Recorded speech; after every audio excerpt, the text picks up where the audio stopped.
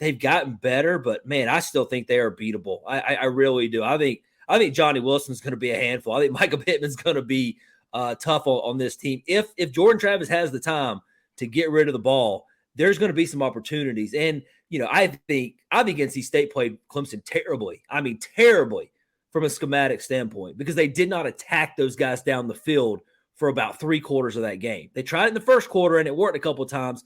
They went away from it. I think Florida State will. I think Florida State's way smarter than some of the stuff I've seen from NC State this year. They will attack Clemson's secondary and force them to try to cover. And they're beatable. They are. These guys are they're still a little green. They still haven't quite figured out how to handle especially some of the bigger receivers that they face this year. So there are going to be some mismatch problems that I think Florida State can take advantage of if Travis can get rid of the ball. Hey guys, it's Terrence Nan. You're listening to Hear the Spear, presented by Noel Game Day. Go Noles. Hey, what's up? This is Peter Ward, a.k.a. E-Dub, in the house. So we're listening to Hear the Spear, presented by Noel Game Day. Go Live, go Noles. Hi, this is Charlie Ward, and you're listening to Hear the Spear, go Noles. This is Terrell Buckley. You're listening to Hear the Spear, presented by Noel Game Day. No Bloody. But perhaps better known as the greatest corner to ever step on a football field, Deion Primetime Sanders. Great Deion Sanders, my brother. What's going on, man? I could wake up to that greeting every day, man. That was awesome. Hello, Noles fans. This is former Seminole Derek Brooks, and you're listening to Hear the Spear, presented to you by Noel Game Day. James Wilder Jr. What's going on, James? Thanks for having me on. SSOD, Florida State or Die, and go Noles. William Bar None Floyd. Gentlemen, what's up? What's happening, guys? This is Logan Robinson from Hear the Spear, presented to you by NoelGameDay.com. We are live on a beautiful Wednesday evening here in Tallahassee. Big-time game coming up this weekend. Florida State will be taking on number 4 Clemson as Dabo Swinney and the Tigers coming to town for a prime-time matchup on ABC under the lights in Doe Campbell Stadium. There's nothing better. But we've got a long preview ahead on this week's episode. We've got a lot to talk about. But to start us off, luckily, we're going to get some insight into Clemson and Dabo Swinney's team. With us this evening is Brad Senkiw. He is the deputy editor for AllClemson on Fan Nation and also Sports Illustrated Network, one of our friends over there. Brad, happy to have you on the show with us tonight. Hope you're doing good. Welcome, and how you doing? Oh, Logan, I'm great, man. Glad to be here. Ready to talk about this game. This is a big one. This is one that I think a lot of people have circled every year. And this one feels a little bit different to me. I've been around long enough where I've covered a lot of Florida State Clemson games. There's a little juice in this one. I'm excited about it. There always is, and it's been that way. I remember going up to Death Valley, and this was way back in 2013. It feels so long ago now, but there's always been just kind of a chippy rivalry here, even if it's not a Florida State versus Florida or Florida State versus Miami. It's built up to be this type of rivalry just because it impacts the ACC so much, and there's nothing better. I know, like I said earlier, to start off, this is a primetime matchup. You'll have Kirk Herbstreit on the call in the booth. It just feels like how it used to be now, and Florida State almost had a chance up in Death Valley. We'll talk a little bit of Dabo Swinney and his comments this week, but what's the overall feeling from practices this week, getting prepared for Mike Norvell after 2 straight losses that the Seminoles have came through the last 2 weeks? Yeah, a lot of the focus has been health related, as you can imagine. Clemson's been banged up, especially on defense this year. They've sort of taken kind of the brunt of that. On that side of the ball with the injury bug, but everybody's getting healthy. If they're not, pretty close to 100%, they're at least able to go. There's only, I think, one player that I would consider day to day based on what Dabo Swinney said. So I think the vibe around Clemson has really just been, what it's going to look like to have almost their entire depth chart, available and able to play, because they haven't had that all year. I mean, it's kind of weird as the season started for Clemson, with the offense kind of being the focal point for a couple of games. I think that defense is ready to show, who they really are, and all the stuff that came out about them in the preseason about how they were going to dominate. And I think there's been some time where they didn't dominate, and that they want to change that this week. I think that's been the biggest thing coming out of practice. And to your point on health, I believe this is the first time all season that Clemson is supposed to have all of their top 5 defensive linemen available. So going into this game against Florida State, That front seven has created a lot of chaos already for the Tigers through 6 games this season. What are you projecting to with Xavier Thomas and Brian Brzee back in the lineup? It's going to be huge. In fact, I've hardly ever seen those two guys on the field together at the same time anyway. One of them has seemingly always been banged up or hurt. But, XT came back last week against Boston College. And Thomas is one of those defensive ends where if you just say, hey, man, all you got to do is go get the quarterback, he's really good at that. He can really – he's good at setting the edge too, but he's phenomenal when he can just rear back and go get it. So you get that element back into it to help out a guy like KJ Henry, who's had a kind of a quietly really good year. Miles Murphy's a guy who's an NFL prospect on that line. And now you get Brian Brzee, who's as talented as he is, and I think he's one of the best players on this team. He's played 3 games all season long. So when you have one of your best players only available for 3, and one of those, it was not long after his sister, unfortunately and tragically died from cancer. He was not really in football shape. He wasn't in mental shape. It was emotional. It was really tough on him. So I think he's had time since he's been out with a kidney infection to really get ramped up for this. So this is going to be a really different defensive front than what I think you've seen all year from the Tigers. What's so special about him? Just going back to Brian, what does he bring to this defense? Because we got to see him on College game day, and that was such a special piece, an emotional one. But just on the field, though, for him, he impacts this team overall. Like you said, you think he's one of the best players on Dabo Swinney's team this season. What do you think is so special about him that pivotally will impact FSU on offense on Saturday night? Well, Clemson is, in my opinion, the way that they're going to approach this game is they're going to try to bubble, kind of surround Jordan Travis as much as they can, because they're one of those teams in this country, they can get pressure up the middle. Tyler Davis has been wrecking things, but Brzee's really a guy who's just so athletic, so big and strong, 300-pounder, who moves like he's 250. He's just got that really good footwork, and he's a very explosive player, and he's going to be in the backfield. He's going to do everything he can to get into that backfield. And that just frees up those defensive ends. They don't have to worry about it. Clemson's been so good against the run, number 2 in the country. I think, 2.3 yards per carry this year allowed. When Brzee's in there, man, it makes it even tougher to try to run on them. He's just big, strong, moves extremely well, a guy that NFL teams are going to covet, and you're going to hear a lot of talk about him come draft time here in a few months. And yeah, that was Clemson's rushing defense was something I wanted to talk about with you, because only 63.7 yards a game. They've given up 2 touchdowns on the ground all season. I think only 2 out of the 6 teams they've played have gotten over 100 yards, and one of those was Furman. So I'm assuming some of that came probably in garbage time late in the game. What is it about Clemson that makes them so excellent against the run, and especially going up against Florida State, who's got a couple capable running backs, are averaging over 200 yards per game on the ground right now? What's going to be the key to shutting them down on Saturday? I think this is going to be a great matchup. This is strength on strength. So that's kind of what you want to see when in a big time primetime football game. But it kind of goes back to the last several years under Brent Venables. I know he's at Oklahoma now, but he sort of set a tone there for years. It was kind of just a running line. Nobody runs on Clemson. That was just kind of the thing he always threw out there. And this defense has taken that to a different level so far this year. I think it's just they're so deep at defensive tackle. I mean, I know we talked about Brzee, and I mentioned Tyler Davis, but they've got a guy, Ruke Orororo, who most people may not know who he is now, but he's a guy who's going to pop big time in the next year or two on NFL draft lists. He's very, very strong and talented. Most versatile tackle I think they have inside. So they plug him in, when Brzee's out. They've got DeMonte Capehart, another big body guy, Trey Williams, who's just coming back from an injury. He's another guy who can stop the run. All those guys have played a lot of football. I think that's the thing, is they just got so much experience up front that they rotate so much. So it's hard to run on Clemson in the third and fourth quarter because they've rotated so much throughout the game. You don't have guys playing 60 snaps anymore. They had that last year when they were banged up. This year, they're just moving guys in and out so much that they look more rested, as they go throughout the game. And they're able to just go 100% every play. It's not like, well, I'll take this play off and they give up 4 or 5 yards on the carry, try to make up for it on third down.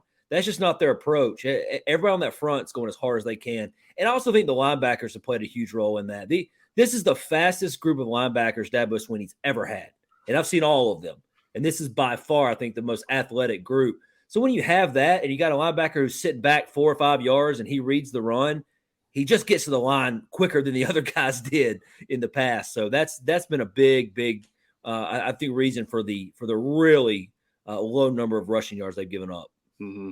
Yeah. And as good as Clemson has been against the run, there have been a couple struggles against the air. And in my opinion, that's the way that if Florida State is going to somehow keep it close and eventually beat Clemson on Saturday night, they're going to have to throw it often, throw it well against the Tigers. What do you think the Seminoles are going to have to do in the passing game to take advantage of some of those struggles that Clemson has had? Well, I couldn't agree more, Dustin. And I think Clemson is susceptible on the back end. We'll see how healthy they are. They think they're getting Malcolm Green back this week. He's a slot corner, kind of a nickel back kind of guy.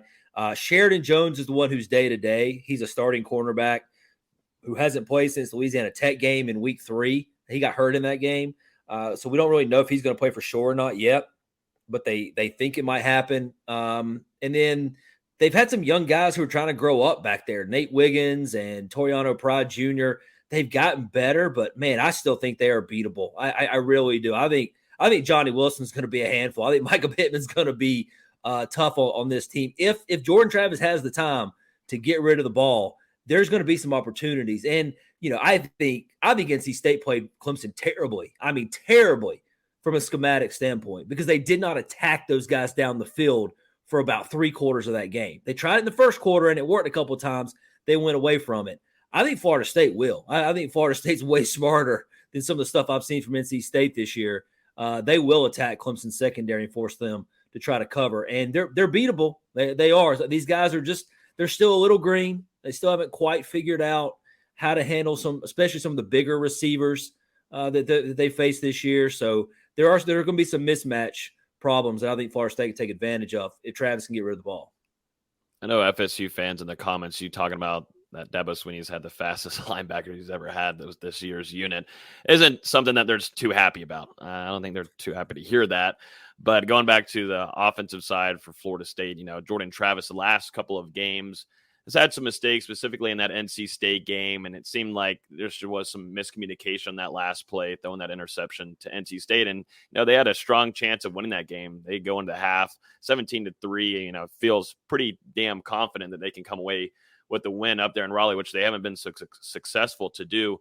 What do you think, just defensively, specifically on Jordan Travis, they're going to want to do around him, because there's a threat that he now brings better than he did last year, and that's more with his arm than anything. And he's played a lot smarter. I know the last 2 weeks doesn't tell it too well, but he's still playing good football and has seen improvement since the last couple of seasons. What do you think Dabo and the defensive side is going to try to line up against a guy that is still a dual threat quarterback who went over 100 yards on rushing last week?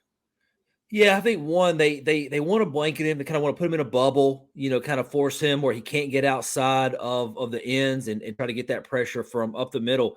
But I also think the other thing they're going to spy him a little bit. Look for a guy like Barrett Carter, number 0, who plays all over the field. He plays at the line of scrimmage. He'll drop back and cover receivers.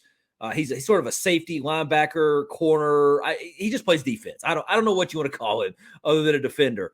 They're going to use him, I think, despite he is very, very quick. And then there's Trenton Simpson, the weak side linebacker, who said this week that he loves the challenge of playing Jordan Travis, and he thinks he can get to him and get him down. So that's a challenge he fully accepts. That tells me he's going to probably be spying a little bit and kind of watching Travis's moves.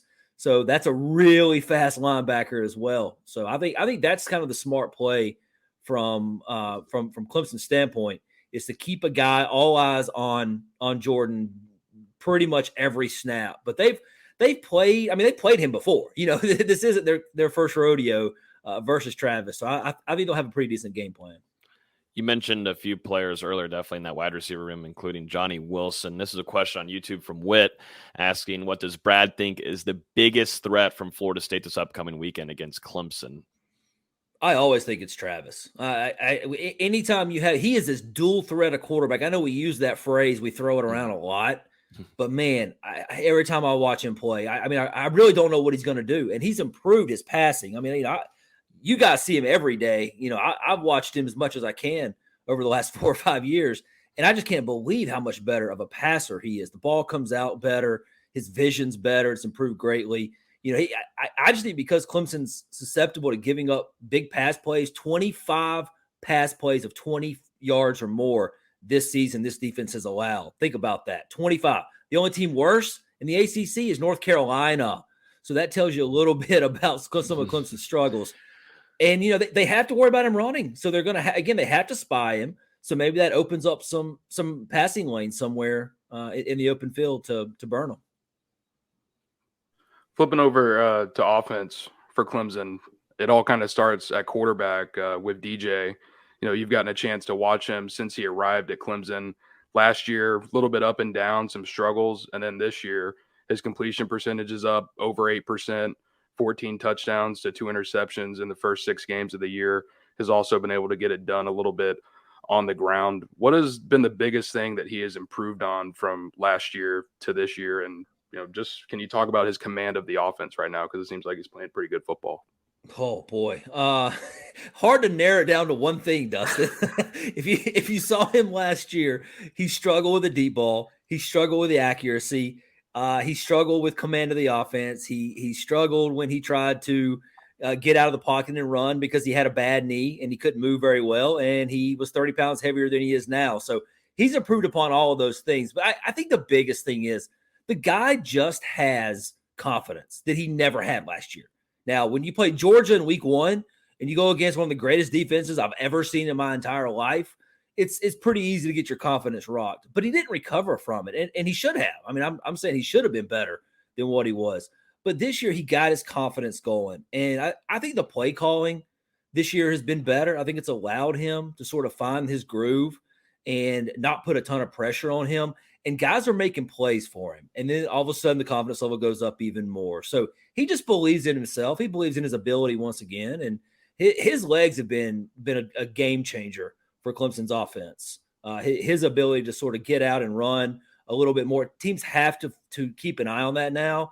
And Clemson's using some of those Oklahoma Lincoln Riley plays where you pull the guard around and the quarterback runs behind him on a QB draw type thing. Clemson's using some of that. You never saw that over the last couple of years. So they're more aggressive with just keeping him involved in the game and comfortable. And it's really paid off.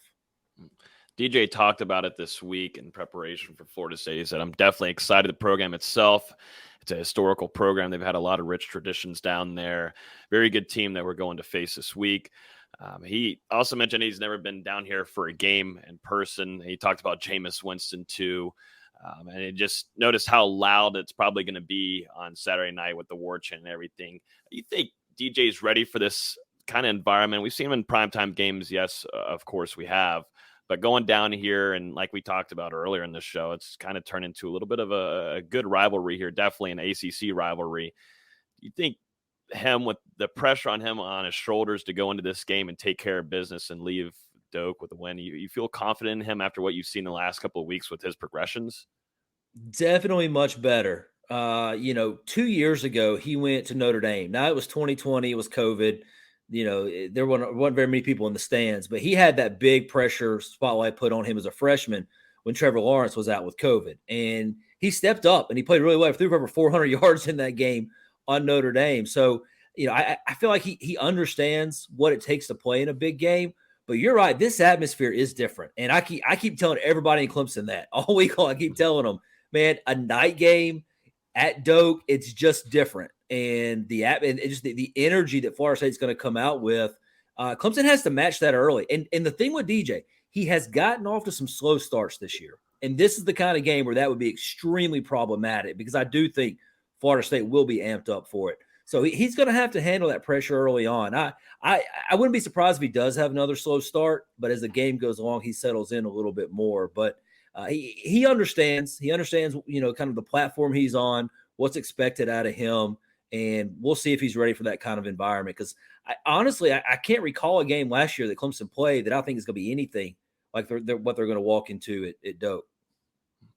Dabo Swinney also talked about Florida State this week. And you also said in the production meeting before we went live, you got to hear from him today. Anything significant come out of today's press conference that you'd like to bring on here? Well, Well, I guess there's a couple. One, the injury stuff. I talked about some of the guys who are available. He says everybody's definitely going to play or be available, except Sheridan Jones, the cornerback, who's still day-to-day. So that means Brzez's definitely back. Thomas will get a lot more snaps this week. It sounds like everybody's about as close to 100% as they can get at this time. So the other thing he talked about was, trying to simulate, because none of these guys have been down there. I mean, there's a handful of guys who were there, I guess, at 18, some of the fifth-year guys, some of the COVID year guys who've stuck around. But a lot of these guys have never played at Florida State, and so they really try to simulate just loudness and chaos and everything else. Because, I don't think Clemson's played a game on the road that I can even compare it to over the last 2 years. So nobody played in front of crowds of any real size in 2020. So you got a lot of guys who are going to face, I think, the loudest environment that they've been in. So they just worked really hard this week on trying to get used to that as much as they could. Will Shipley, obviously the Tigers' top offensive weapon, right along there with DJ, 5.9 yards per carry so far this season, 8 touchdowns on the ground, which leads the team. What kind of progress has he made from his true freshman season to now? It seems like he's been able to remain healthy, which has been huge for his production. And outside of Shipley, can you talk about a couple Clemson offensive skill players that FSU fans should be watching out for on Saturday night? Sure. Yeah, Shipley's sort of the heart and soul guy, I think, of this team. He was the one guy that you knew before the season started was an alpha. You didn't know if DJ really had that in him or not. Now, he has shown it, I think, through 6 games. But this was the alpha of the team, of the offense at least. He's just a guy. He plays hard every snap. He goes 110% kind of guy. He's bizarre. Like, he runs sprints as hard as he can in practice. He beats everybody in every sprint, every practice. He wants to beat everybody on every video game. He's one of those most, super ultra competitive kind of people. And he shows that on the football field, and he's very, very intense. But from a skill standpoint, he does a lot of really good things, and he's able to he's become more of a kind of a tough runner. When he first came out of high school, I thought he was going to be more of kind of the scat back, more kind of the, everybody compared him to Christian McCaffrey and all that kind of stuff. And he's really just kind of been a straight ahead, more up the middle kind of guy, because that's what they've needed him to be in this offense. So he's a guy that you're going to get the best effort out of Will Shipley. And 8 touchdowns on the season. Man, there's not a lot of guys. There's only 2 other guys in the ACC with more rushing touchdowns than that. He's sniffs the end zone. He knows where it is. He knows how to get in there. Some other guys to keep an eye on. Phil Maffa's a guy that I think Clemson's going to play a lot in this game. He's the backup running back. He's averaging over 5 yards a carry last week against Boston College. He's having a pretty solid season. Kobe Pace was the other running back. He is out for at least a month. And so I think if now that it's kind of pushed Maffa into more of a role, you're going to see him get more action in this one. He's a little change of pace. He's really big. He's bigger than Shipley, but he's fast. I think he's a lot faster than Shipley. Dude can run. And then on the outside, I mean, obviously, Bo Collins is one of the top receivers on this team, but it's Antonio Williams that stood out. True freshman, didn't even show up on campus until June, found a way into the starting lineup at this point, leads the team in receptions. He plays a lot of the slot, but they'll move him around a little bit. You got to keep an eye on him. And then the other one is Davis Allen, and this is the guy that makes it all go. And if Florida State can find a way to not let Davis Allen affect this game, Florida State might win this game. He's that important. Tight end who blocks, but he also catches everything. And he's a guy who will line up kind of an H-back role at times. Then they'll split him out wide at receiver, and then they'll line him up more traditional tight end near the line, and then they'll kind of put him in the slot.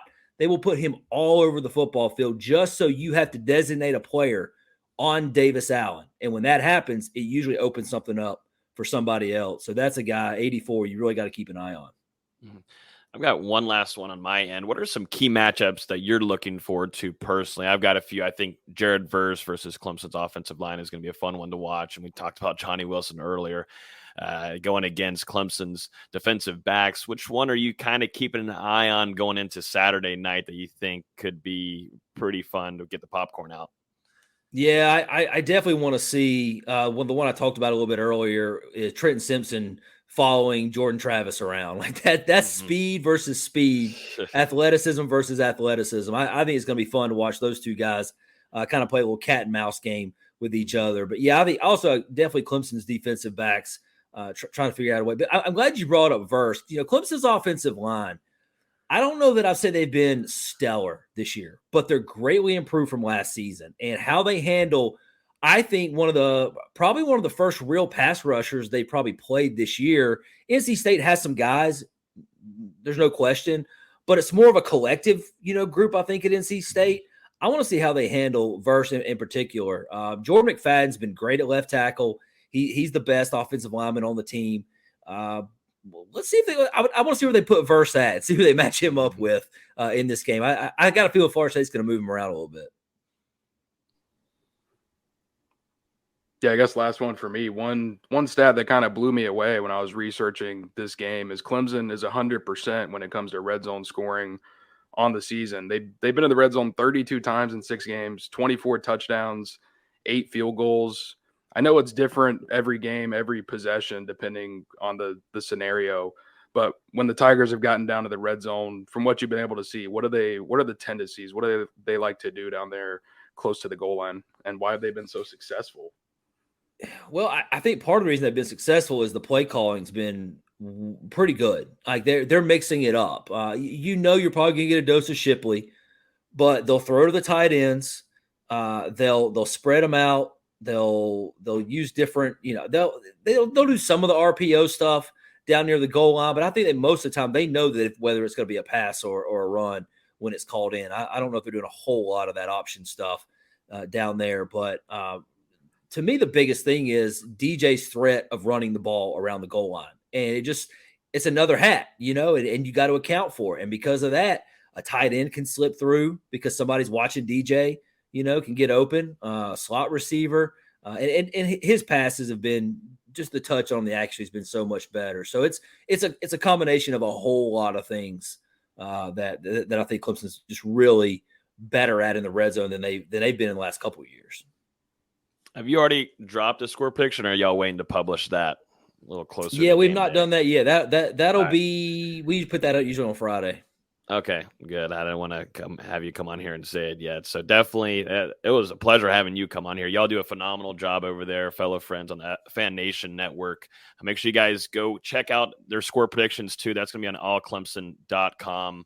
Under Sports Illustrated's Fan Nation Network. Brad, super appreciative you coming on here. Some great insight, full 30 minutes of some Clemson rundown. Dabo Swinney coming into town with the number 4 team, coming to face Mike Norvell on Saturday night. Should be a fun one. Are you coming down here, Brad?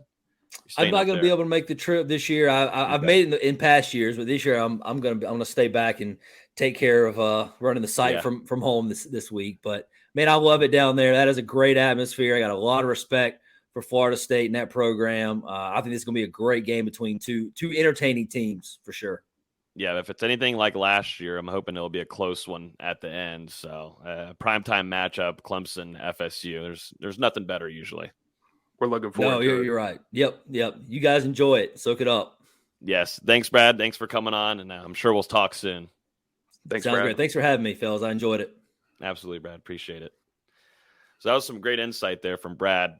Phenomenal stuff there, and getting some good insight on what Dabo Swinney is going to be bringing down here. I know that whole linebacker talk there is going to scare some FSU fans a tad bit, but that's just how Clemson's defense is going to be definitely bringing in some talent that had been injured and now fully healthy coming in, with Xavier Thomas getting some PT last week. And then you got Brian coming in, and a special athlete there at that /DE linebacker. He can play almost anything in that front 7 type of guy. It's not going to be easy for Florida State's offense and what Mike Norvell is going to want to do in that play calling. They just have an elite front 7. And I mean, even behind the starters, there's some capable backups that can step in there on the defensive line and at linebacker. And I mean, look at the stats, 63.7 yards on the ground per game. That's ridiculous. And the only team ahead of them, this is going to make you guys laugh. The only team with a better rushing defense in the country than Clemson is James Madison. I'm pretty sure they're allowing like 40 yards a game the last time I checked. It blows my mind. But Clemson, they've been great against the run, and that's why I really feel like Florida State is going to need to do exceptionally well through the air if they're going to have any chance of winning this one on Saturday. You're going to need another career night out of Jordan Travis, and definitely a better performance from the wide receivers after some drops against North Carolina State. And I know Brad mentioned it was 2.3 yards per carry. Clemson's actually allowing 2.1, which is absurd. And I think my research is right. No rusher has rushed for more than 73 yards against Clemson so far this year. Mm-hmm. And you're without Trayshawn Ward this upcoming weekend. Big task ahead for Florida State. Maybe. Potentially. Yeah, I think we can go ahead and axe off Ward of being available this upcoming weekend after we saw the shot of him and the hospital bed, I guess, going through an MRI there, potential other things that could have been on the table, but ended up not being true. I don't know. Mike Norvell said no surgery needed for Trayshawn Ward, which is a good thing. You got to hope some optimism to have number 8 back, your lead rusher, and the running back room. But yeah, Florida State's going to have to find something with Toa Philly, Trey Benson, now Ja'Kai Douglas, which we'll talk about here in a few minutes. And Rodney Hill. Mm-hmm. Who had a really nice week of practice. Yeah. Yeah, I would say the last 2 weeks I thought he's looked smooth, but specifically this week, because he's getting more reps, he's looked nice, and Mike Norvell has been very excited about him, that true freshman running back. Got a lot of praise today. He did. So, and it does sound like we are just saying this game is over. There's no reason to even talk about it. Clemson just win it. Why are we even previewing it? I still think there's some chances with Florida State's offense to do some things. Like Brad said, Florida State is one of the most explosive teams in the country, and Clemson is not so good at guarding that. And you look at that secondary unit, it is suspect at times, a lot of times. And Florida State with Johnny Wilson, Malik McLean, now adding Ja'Kai Douglas, one of your most explosive players from last season, makes his first return after 6 games. There's some potential there, so we'll get into that once we get into our preview here in just a few minutes. As always, you can listen to the podcast on iTunes, Google Play, Spotify. If you're on YouTube right now, feel free to hit the like button. We would super appreciate it. Would get some more FSU fans in here. And yeah, I think that's it. Let's jump into some football quick hitters before we jump into the game preview. And then Austin's going to finish us off with some ACC tip-off media day, which he was in attendance for earlier today. Let's jump straight into this. We talked about it. Ja'Kai Douglas, we got the news today and throughout the week that he's going to be fully available on Saturday. Mike Norvell really excited about him. I asked Jordan Travis today, what does Ja'Kai Douglas bring to your offense? And he just kept it nice and simple: speed. And that was last week. I think Ja'Kai Douglas could have played a little bit earlier in this season, but now I think he's 105, 110%. He's been one of the most smooth and fastest and most explosive players in Florida State's practices this week. And I'm excited for number 0 to be out there on that field. He's a fun player to watch, and they're going to really want to utilize him throughout the rest of the season and maybe this upcoming weekend. There's not a lot of film on him at all that Clemson's going to be able to use coming into Saturday night. It's going to be interesting to see what kind of role that Douglas is able to play in his return, because, you look at his stats from a year ago, he only had 14 catches for 255 yards, but he had 2 of the most explosive plays for FSU's passing game of the season: a 60-yard catch against Notre Dame, a 59-yard catch against Miami to set up that game-winning drive. This is a guy who legitimately can take the top off a defense, and at the same time, Florida State loves to utilize him in multiple ways. He appears on the depth chart at running back this weekend for the first time all year that he's been on the 2-deep, and then you get out to practice and he's taking snaps at wide receiver as well. So Florida State will utilize Ja'Kai in multiple ways. Like you said, brings a lot of speed. And when you look at the production from the wide receivers lately, especially last week, only 5 players caught a pass for Florida State, 3 of them wide receivers. Seems like Malik McLean, Deuce Spann have had a little bit of struggles of late. I'd be interested to throw Ja'Kai in there, take a couple deep shots his way, and see what he can do. Especially, he hasn't played all year. Mike Norvell said it. Jordan Travis said it. He has fresh legs right now. Let's go give him a couple shots. This team needs his speed. This wide receiver room's been mainly height and using their bodies to their advantage, outside of, guys like Micah Pittman and Williamson's got some speed too. But they just haven't had this. With Ja'Kai Douglas being hurt, with Winston Wright being hurt, they need this kind of speed that could just take the top off of defense, use him in those wide receiver screens, let him be shifty. They need this kind of player. And you're going to see him used in a lot of ways, like Dustin mentioned, with him being on the running back depth chart. I wouldn't be surprised to see him get some running back screens or something out of the backfield just to get some creativeness in there that's not going to be running straight in that Clemson defensive line.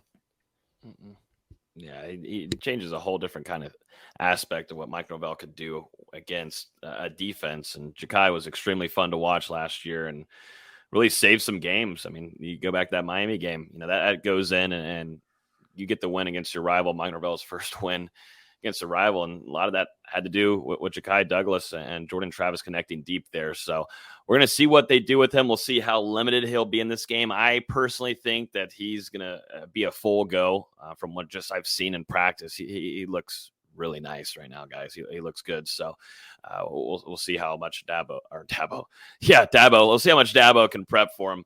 But really Mike Norvell and what they're going to utilize him with. Let's go just hint on Treshaun Ward, though, real quick, because we saw the picture that he posted on his Instagram story. And, of course, that gets shared to Twitter really quickly, and everyone starts freaking out.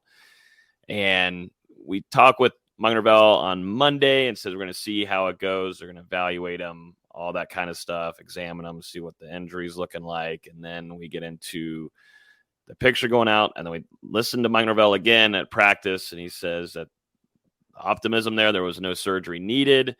It's going to be a week-to-week thing here.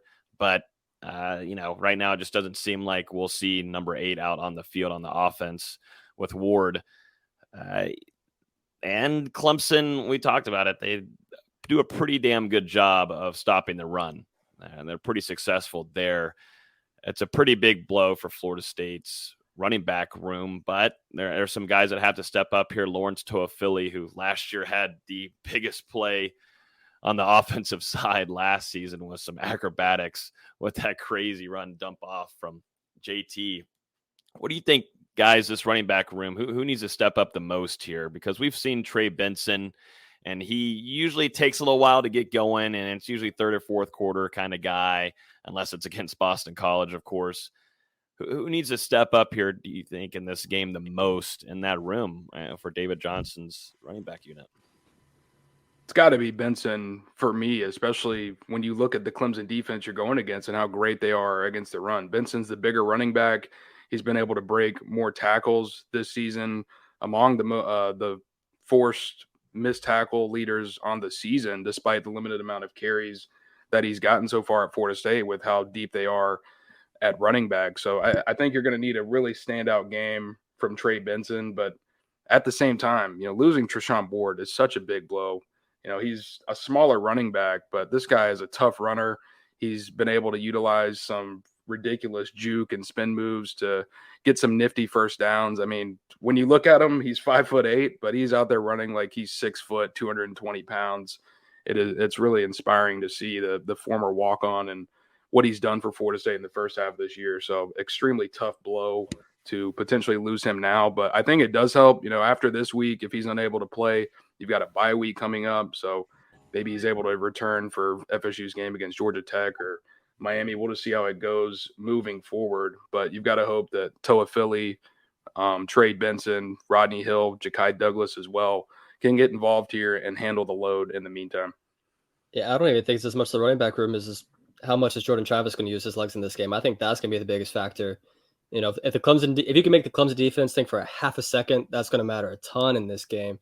And like I said earlier, if you're just going to run straight into this Clemson defensive line, you're not going to have much success. You got to be creative and get some design things for Travis to get some running room. That'll open things up for the running backs as well. Mm-hmm. Yeah, I've liked what I saw from Lawrence Toafili, specifically in this practice today. And he's a guy that is just kind of a gadget one, and I don't know how Mike Norvell really has tried to use him this year. It's been kind of a little bit all over the place, but Lawrence Toafili, if Clemson's coming down hard in that inside there, he's a guy that can jump it out and take it to the side pretty quickly, and that's something Trey Benson has done, but he's slower than Lawrence Toafili, and it's caused them. I mean, he can get off tackles. Yes, Trey Benson is good at getting off tackles. We know that, but this is not going to be a smaller team. This is Clemson defense. They're going to make their tackles. So I'm looking at more of an elusive guy, a guy that can slip through, maybe jump outside faster than Benson. So I'm looking at Lawrence Toafili specifically in this game. And we'll see, too, on reps, because if, Trey Benson, you've got Toafili, do you see a little bit of Rodney Hill in this game, who Mike Norvell talked really highly of? Dustin, we heard from Mike Norvell today saying that, such a bright future from this true freshman coming in, and a guy that has put on an enormous amount of pounds too, but good weight also. You're going through his recruitment for a very long time, D-Lou, just to see his progression and what he's been able to do and now get these more opportunities and practices that I think are going to lead into getting some PT this upcoming season now with Treshaun Warden, depending on what's up in the air with that availability. It's not a surprise. Thought he was a little underrated coming out of high school. And when you look at the guys that Mike Norvell and this coaching staff try to recruit, they're going after these high character individuals who really want to put in the work. And I mean, that's not just some cliche thing. They've truly flipped that locker room, and they've got guys in there who care, who are putting in 100% on and off the field.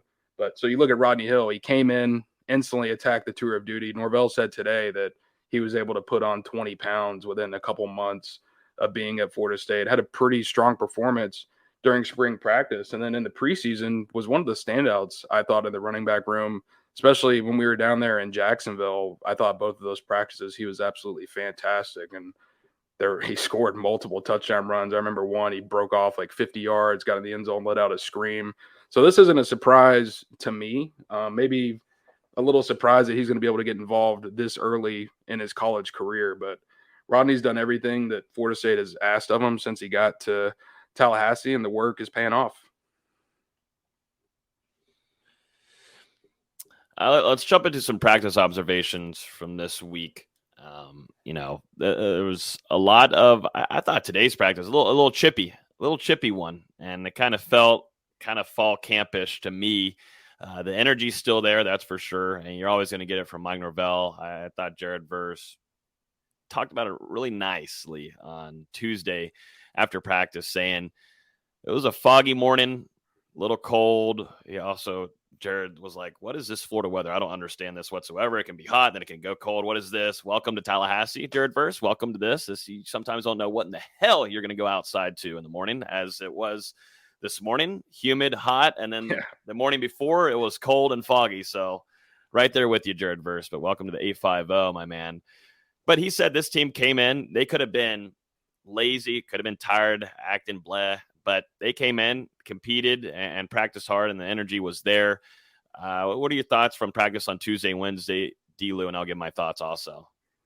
I was interested to see how Florida State would respond, entering this week of practice, coming off 2 straight losses. You're going up against another tough opponent, the top opponent in this 3-game stretch now in number 4 Clemson. So Florida State, they could have came out this week, could have felt sorry for themselves, could have been a little sluggish, but I thought they gave the right response, very intense, focused on execution yesterday. Mike Norvell, extremely pleased with Tuesday's practice. He was happy today as well, but I thought yesterday was an excellent practice on both sides.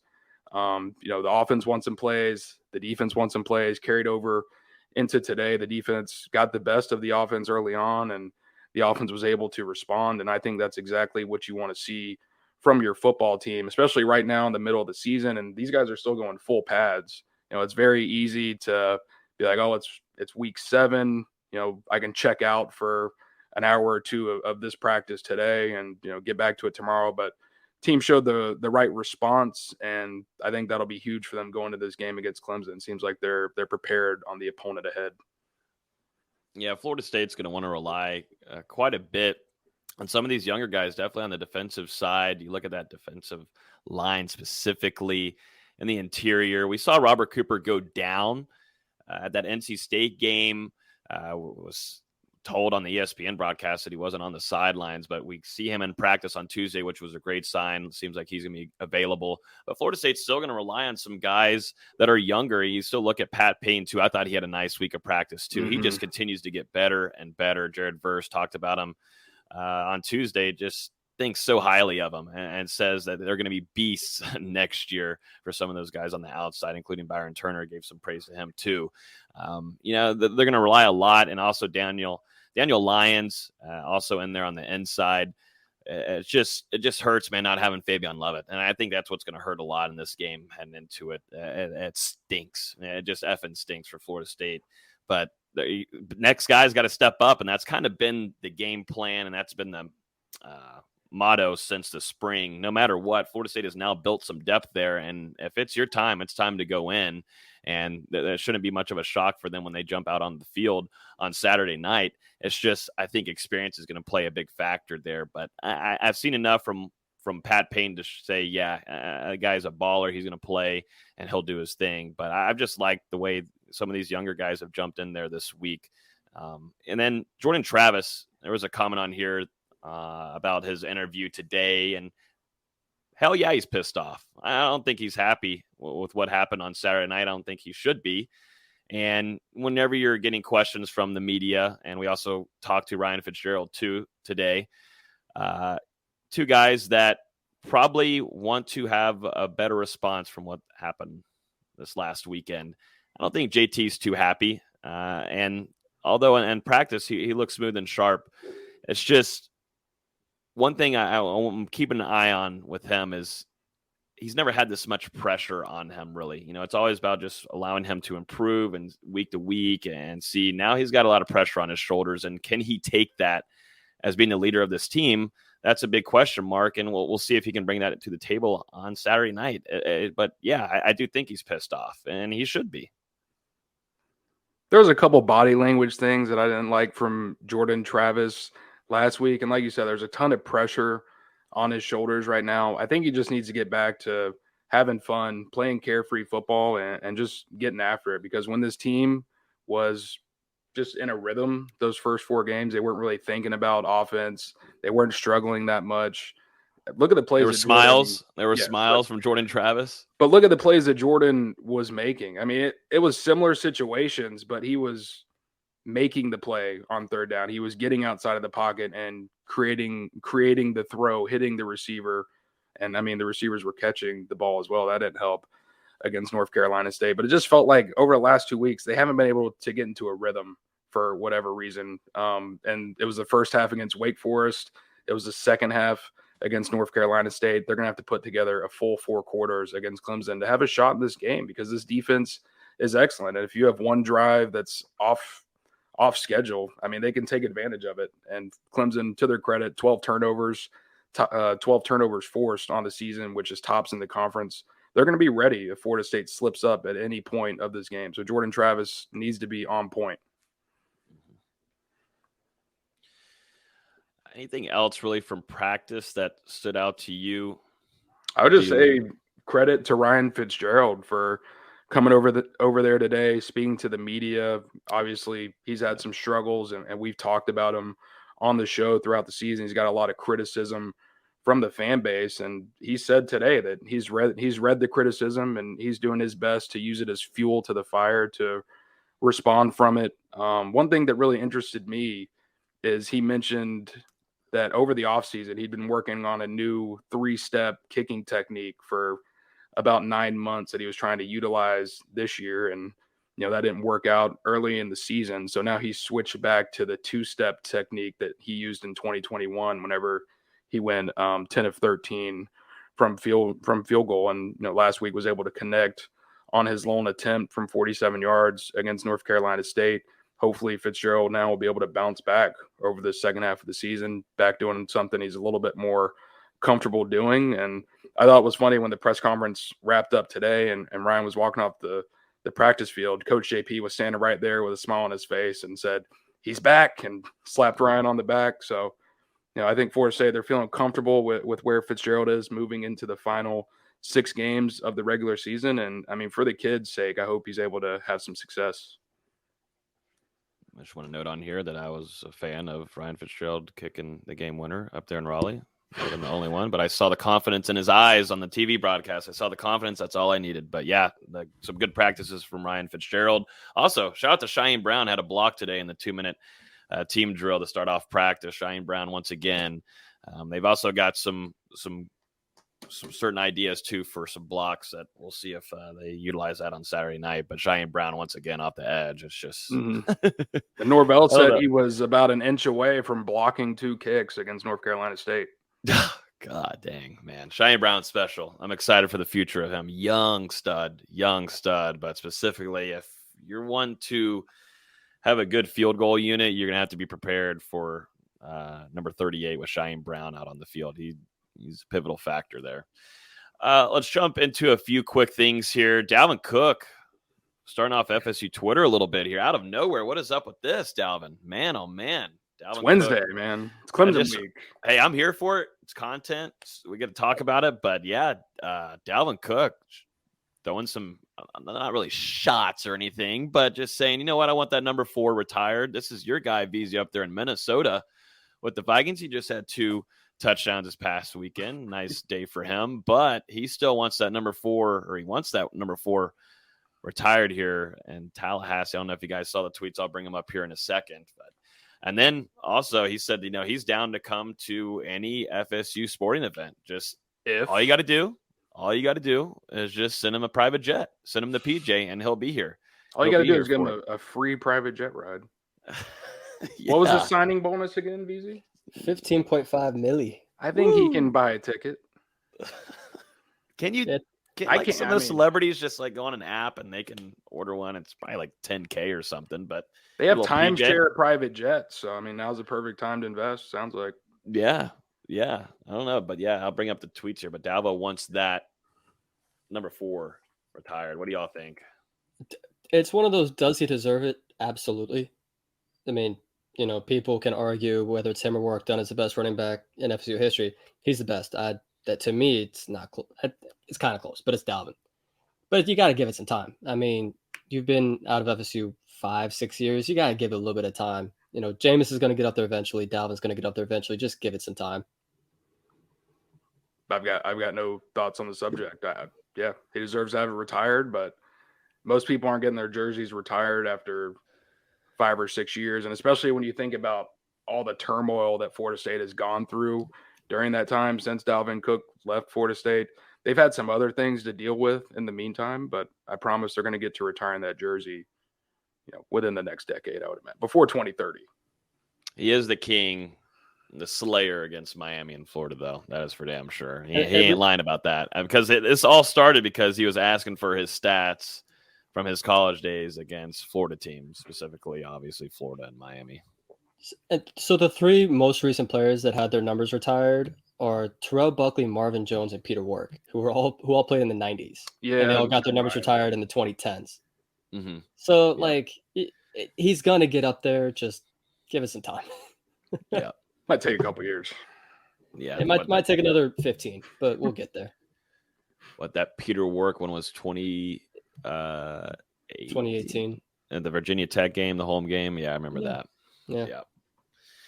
Has Dalvin been back since he graduated? You guys know? He was back with Gronk for that basketball game. Do you remember that? Yeah, I do.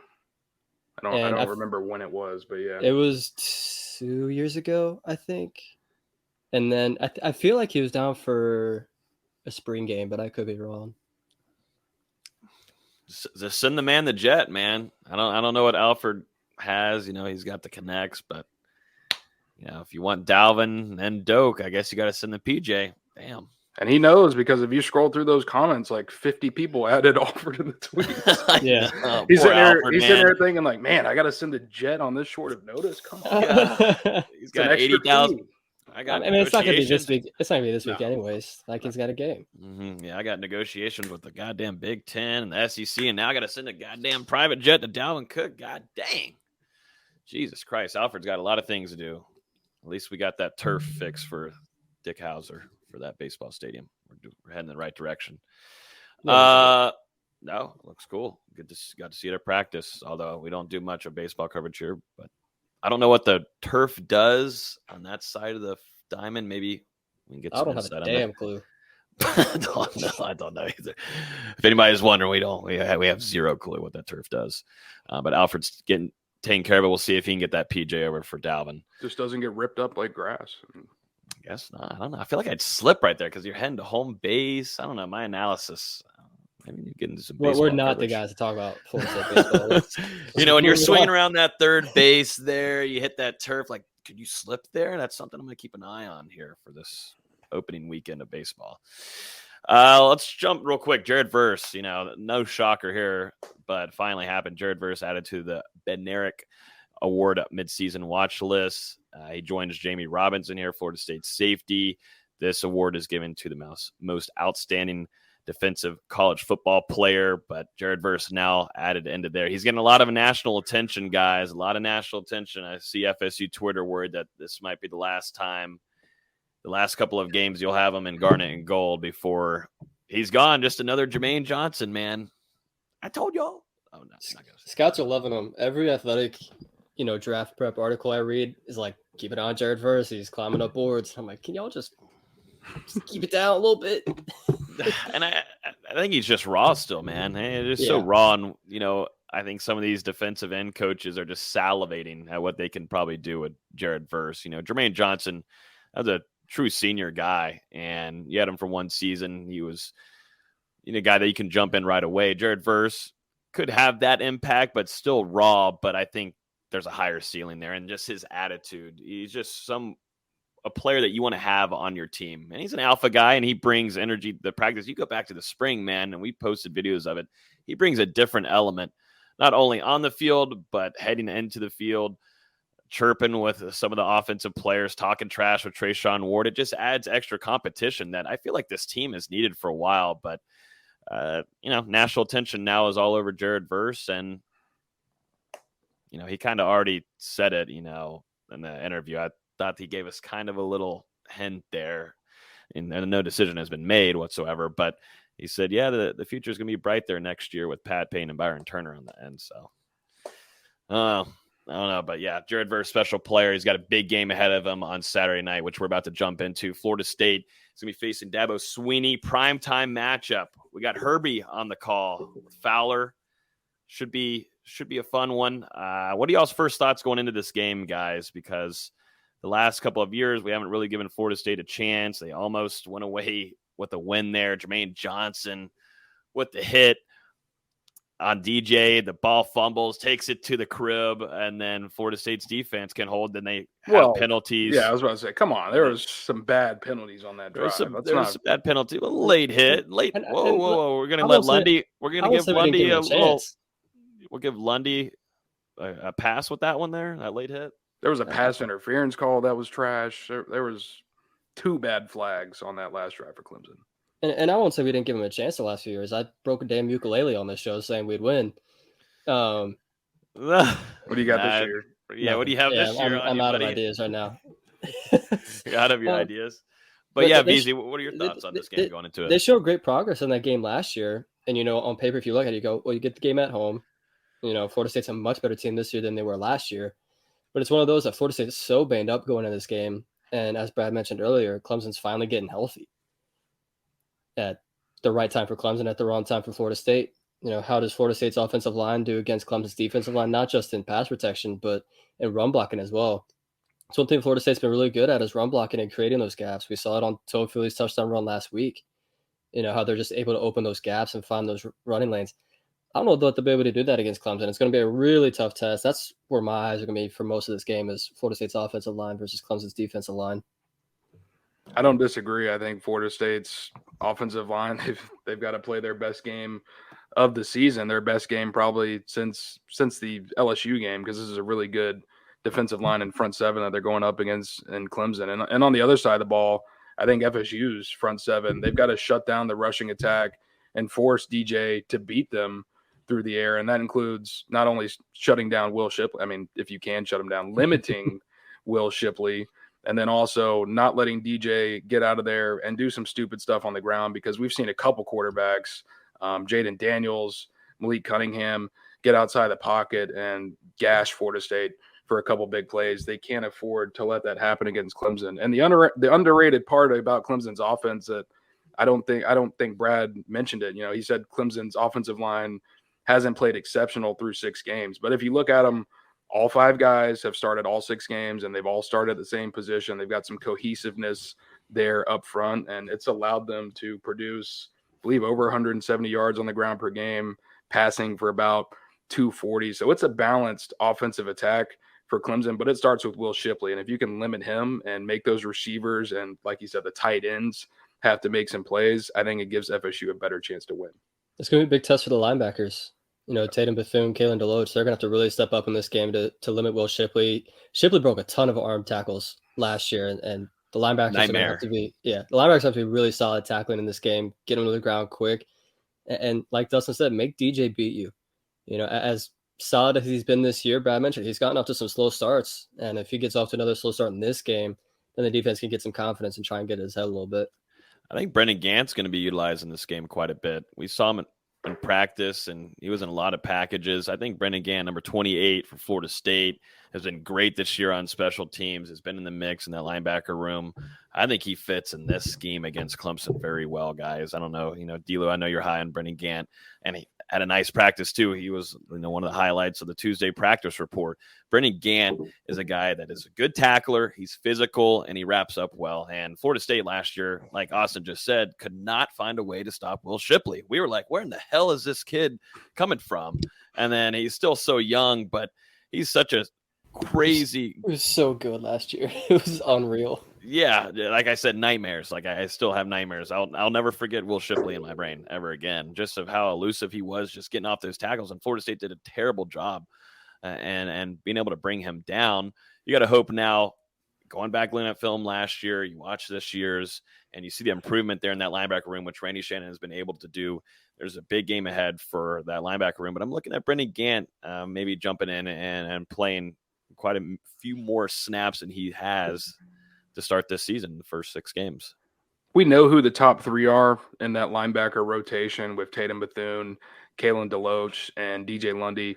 FSU did get Amari Gaynor back last week. He was dressed out, but once again, didn't end up playing a snap on defense for the Seminoles. So I think it really comes down to either Gaynor or Brendan Gant, whoever FSU is feeling more comfortable with to take that 4th linebacker spot going up against Clemson.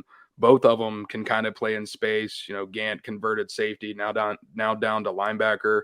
He's a guy who can get in there on the diamond nickel packages and passing downs to really contribute on defense, a little bit more fluid than some of the other linebackers. And I mean, he's a little bit smaller as well, but this is a guy who can deliver a hit, able to break up back-to-back passes today, actually, in practice while on coverage on Marquiston Douglas. So we'll see what happens there. But yeah, I think Gant or Gaynor definitely should get involved on Saturday night. I like to see Gant spy DJ a little bit because, as Brad mentioned, DJ's really good in the red zone. His threat of his legs. I like to see Gant using those situations, trying to limit DJ's running ability just a little bit. Him and Deloach probably will be tasked with that. Mm-hmm. Yeah, we've seen Deloach be able to do that a few times and gotten close to some tackles, shoestring, but couldn't come away. Deloach has been a nice player this season for Florida State in that defense. Flipping on the other side on the offense, Brad gave us a great rundown here, and we've talked about it, and we've known about this for a while. Just watching Clemson this year, that secondary is suspect, and it fits perfectly for what Mike Norvell likes to do. He likes those explosive plays. They've been one of the most successful teams in the country at doing so, and a big part of that comes with Johnny Wilson. And Florida State really hurt themselves last week. This room has to respond after what they did. And Jordan Travis, man, putting some balls on the damn money last week. And guys just simply dropping them. Malik McLean, man, usually he comes down with those drops right there on the side of the end zone. You had a Johnny Wilson drop too.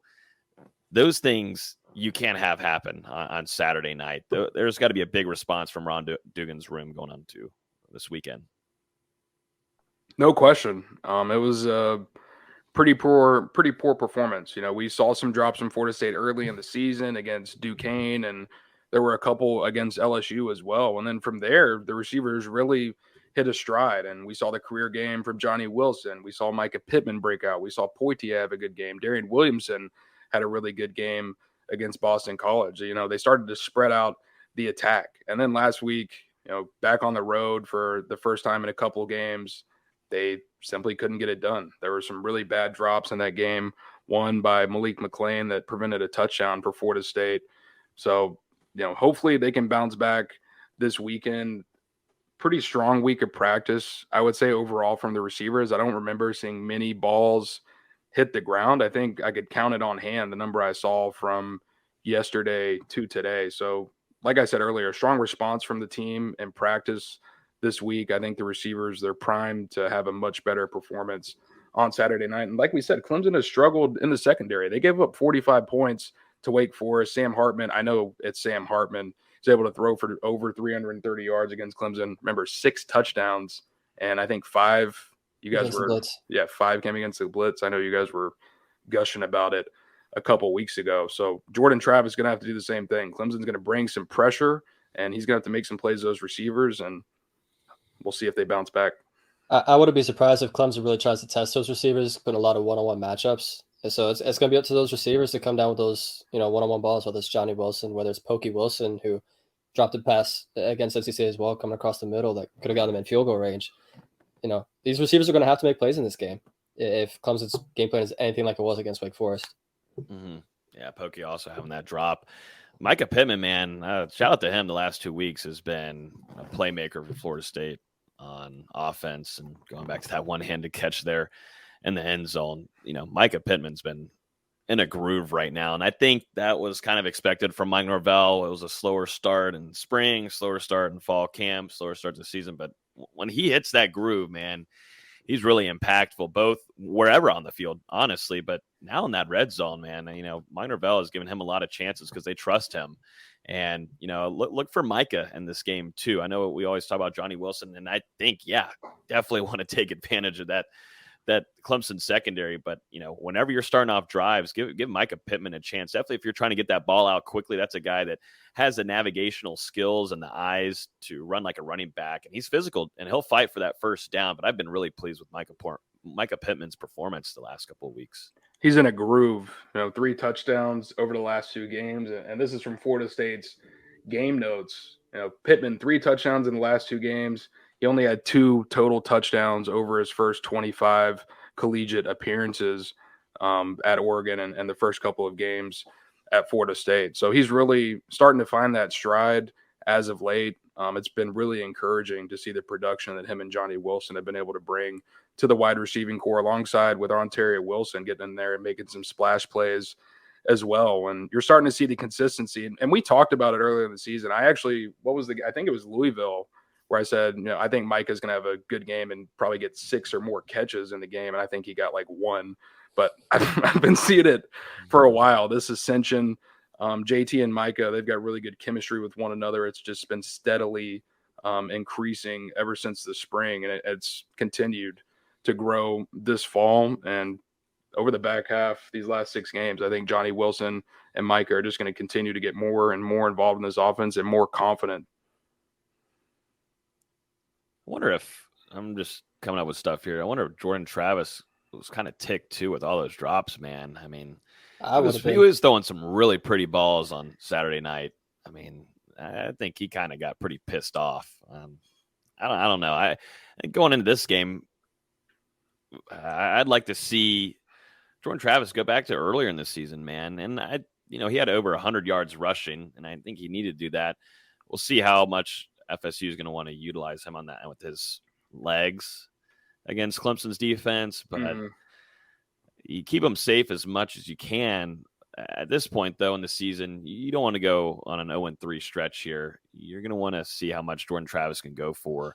I want to just see him go back to enjoying it, man. And he does good in these primetime games. You go back to the LSU game. It just felt smooth for him, just relaxed a bit. It's not going to be so much relaxing to do with Clemson's front 7, but just let these drives that Florida State's been able to do with the start off games have been nice and smooth. But after that, things have slowed down a tad. And Mike Norvell goes on to Mike Norvell too. Put these games away, man. And I don't think it's going to be the case this weekend. But if you have a chance, put the damn game away. Don't let off the gas. Put it down. And that's something Florida State is still learning to do. They cannot put games away. And it's not going to, I don't think it's going to be the case this weekend. But if you have a chance, definitely, if you're building a lead in that first half, keep going. Do not feel relaxed, because good coaches like Dabo Swinney, they're going to make changes in halftime, and they're going to prepare for you, and they're going to come out better than how they were in the first half. That's just how Dabo Swinney is as a coach. He's one of the smartest in college football at doing so. If you have any kind of lead, don't let up.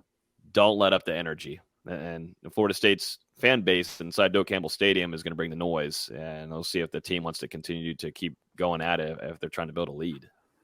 It's been a problem. There have definitely been some games, and even dating back to last season, Florida State was up 26-3 on Boston College, and that game ended up being 26-23. I think they were up 21-7 maybe on Miami, and then Miami came back and took the lead, and Florida State had to win it. You go into this season, you dominate LSU for a half. They come back, goes down to the final play, and then last week was kind of the culmination with NC State making that ridiculous comeback and just shutting Florida State down in that second half. So this team has had trouble playing a full game, but I don't think it's necessarily as cut and dry as that, because when you look at some of these teams that they're going up against, established teams, Boston College last year was a pretty good ball club. So was Miami at the time. And they had coaches that had been there for a while, build up the roster depth. So Florida State, when you look at their two deep, they're finally back to a decent starting lineup, but I don't think they have all of the depth there yet. And when other teams who have capable starters, as well as guys that can come in and produce as backups over a long 60-minute game, that can kind of add up. And not to mention turnover luck has helped Florida State out and to jump out to some of these big leads as well.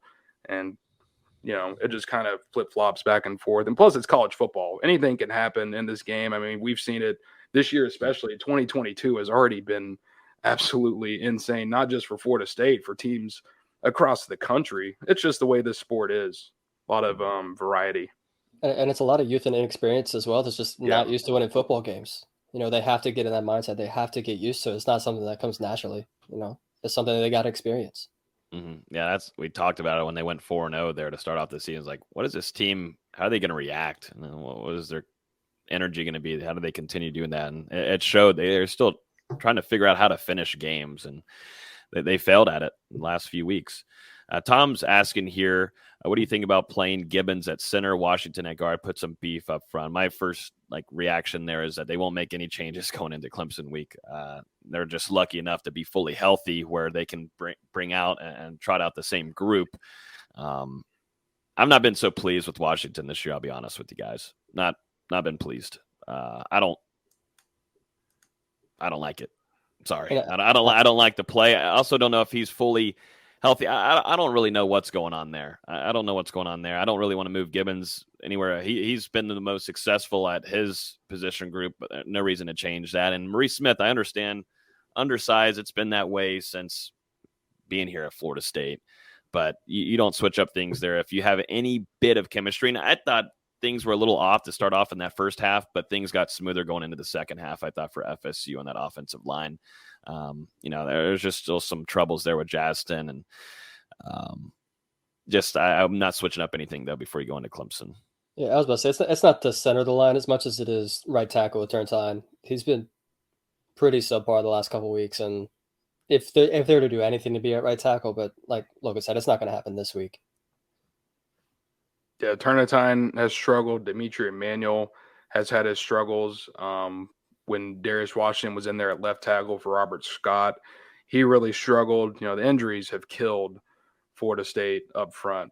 We have to remember how good Bless Harris was for this team in the preseason, and to lose him in the first half against FCS Duquesne to start the year, I mean, man, that's just kind of a gut punch for Florida State right there. And you don't have Caden Lyles, who you're probably your backup center and maybe a guy who could have contributed at guard as well. Robert Scott, definitely not 100% right now. I don't know that Justin is 100% either. And you look at Darius, he missed the beginning of the preseason. He went out last week, actually, during the game and was replaced by Dimitri Emmanuel. They kind of flip-flopped there in snap count per PFF. But at one point, Darius went out with an injury and had to be replaced by Dimitri to end the game, I believe. So there's just been so much flip-flopping and once again, injuries decimating Florida State. And we thought 19 scholarship offensive linemen coming into the season, they're finally prepared to take these blows. But, man, they've come at a bigger pace and earlier than even we could have expected. Julian Armella had a really nice practice today. There's a question on here from Thomas Armella at right tackle. We've kind of already answered that. But Armella is going to play this season. It just depends when, but he's getting better and better. Coach Atkins is coaching him very hard. And it's kind of, I go back to how Odell Higgins was with Joshua Farmer last year. You kind of get signs there coach that's really hard on you, in your face a little bit, hands-on, more than some other guys, that means that you're probably going to get some playing time pretty soon. And that's been the way for Coach Atkins and Armella. Today he had a really nice rep. Two back-to-back really good reps. The first one being against Jared Verse, absolutely tossing Jared Verse to the ground. Jared Verse was on his back looking up at Julian Armella. Julian wanted to help him get up, but Jared Verse, as being the alpha, was saying, no, you're not going to help me get up, freshman. But that's just kind of the relationship there. But both have a lot of respect for one another. But Julian Armella continues to get better and better, still learning. There's a talent there, but you don't throw him out against Clemson. But I think you're going to see Armella at some point this upcoming season, and you're going to see him a lot next year. This upcoming season, we're in the season. We're halfway done. This next upcoming season. This upcoming season, we're already like in the off season. I'm already planning for 2023. Jesus. Don't call me that. People are starting to believe it. But yeah, I like Julian Armella a lot. Been high on him, been high on Jared Verse. I need to, some of those NFL scouts might need to hit me up. You know what I'm saying? No, don't do that. Who else out there? Treshaun Ward. Someone's saying D-Lou at right tackle. Dustin, you want to give it a shot out there after seeing these practices? I think Turnitine's got me beat, so. Bring back your 2011 form. Mm-hmm. 2011. I was like 2009. It's been. I was going to say 2007, but I felt like that was being disrespectful. I don't have to bend anymore. Knees are shot. I'm only 28. Need a knee replacement. Oh my God, she's dramatic. I thought you needed like a back surgery, and I need a lot of improvements to my life. That is true. That is tough times. True. That is very true. We'll give our monthly update here on Winston Wright. No changes. Catching passes and individuals. Yeah, he's catching passes, and he'll still do kick returns. We can always post some social media about that. But, Minerville just still pleased with the recovery that he's doing there and the rehab and trying to get back fully healthy so he can be a factor for Florida State. Man, could you imagine that wide receiver unit, though, with adding Winston Wright now with Ja'Kai Douglas being back? I know that's specifically a running back for Ja'Kai, but he's a mix before anything else. But those are two explosive players. Definitely with Winston Wright, what he was able to do at West Virginia was really special. So we'll see. We'll see if we'll see some Winston Wright this season. It sucks. No. I was just saying it sucks. There was some hope that he would be available in the first half of the year, but I think there's no way that you can put him on the football field until he's 120% and you're completely sure that the leg and the bone density is completely healed. He's got to be fully 100% because this is a guy who suffered we don't know the exact part of the leg, but based on the sleeve on his leg, it seems to be maybe around the knee or the middle of his leg. He suffered a fracture somewhere. And I mean, clearly quite serious to keep him out for this long. So I don't think there's any way that you're rushing him back, especially with how the receivers have performed. You don't have to rush him back. So if he needs the whole year, let him sit the whole year. And hopefully you're able to get him back in 2023 as a contributor. Thomas is asking here about the tight end unit. Should we expect more chipping and help from tight ends this week to help against edge pressures? I think so. Yeah, you should see Cam McDonald. Marquiston. Yeah, definitely Marquiston, wide rector, but definitely Marquiston jumping in there to help out against that edge and helping protect Jordan Travis. Mm-hmm. Yeah, if you look at the snap count over the last couple of weeks, I'm not sure about the BC game, but at least Wake Forest and NC State, Marquiston Douglas actually outsnapped Cam McDonald, and it wouldn't surprise me if he does it again against Clemson with how much they're going to need him, not only to help and run support, but also on passing downs as well. I think you're going to leave someone in there to help against the defensive end or a blitzing linebacker, whether it's Marquiston or a running back. I'm assuming it's going to have to be Trey Benson since he's a big dude coming up there to help with pass blocking. You're going to need some extra blockers throughout the night to limit this Clemson defense as best as you can because they're going to get theirs. Let's jump into some score predictions, guys. Let's jump into them. For that, do we want to talk visitors? Because yeah, pretty big visitor list this weekend. Yeah, give us some visitor lists from some a lot recruits. Of talent coming to Tallahassee. I dropped a visitor list in our Discord earlier today, but just a couple guys. 5-star wide receiver Hakeem Williams will be in Tallahassee for the first time since his commitment to Florida State. And outside of that, FSU is expecting linebacker commit Blake Nicholson to make the trek over from California to Tallahassee. Roderick Kearney, this is a big one because there were some rumors he would be in Gainesville this weekend. Roderick is expected to be in Tallahassee for this game against Clemson. 4-star defensive lineman Ruben Bain, another guy in that 2023 class. 4-star defensive back Damari Brown, official visit actually to FSU this weekend for the Clemson game. And then 4-star offensive lineman DJ Chester, who was already here a couple weeks ago for the game against Boston College. He is back once again for another unofficial visit, and will take an official visit later this season. Keldrick Falk coming to Tallahassee instead of visiting Tennessee, where he was originally scheduled to go this weekend. FSU was able to get in there and flip that visit. And then over to the 2024 class, you've got 5-star Charles Lester. You got a really talented defensive end and Camarion Franklin. Cam Davis is going to be back. Luke Kromenhoek, Keyshawn Mashburn, a couple commits there. By my count, over 24 4- and 5-star prospects combined in the 2023 and 2024 classes are going to be at Florida State this weekend. So a huge opportunity for the Seminoles, not only on the football field, but also on the recruiting trail, because you don't have to win this game, but if you're able to remain competitive and continue to show the progress that the program is making under Mike Norvell, that you're continuing to make the positive strides forward, that's going to just continue to help these recruits. And we'll see what happens on Saturday night, but there's going to be some talent there to witness it. Some rich talent. It's good to have these current commits coming in too. And definitely Roderick Kearney. I'm high on him still. I know there's some things going on this season and such with him, but I think there's some talent there that Coach Atkins can work with. And obviously Hakeem Williams, Blake Nicholson, it's going to be nice to have him. Definitely Hakeem Williams is going to get a lot of love from the FSU fan base once he arrives here in Tallahassee. But it's a big-time talent. And if, Florida State stays in this game, and definitely if you squeak out a win like that on primetime television, whew, goodness gracious. You got a lot of momentum on your side heading into that bye week too. Whew. And also, sorry, Austin, but you're good. One more guy to mention, 4-star running back Michael Mitchell, who has been at multiple Florida State home games this season, a 4-star running back committed to Utah.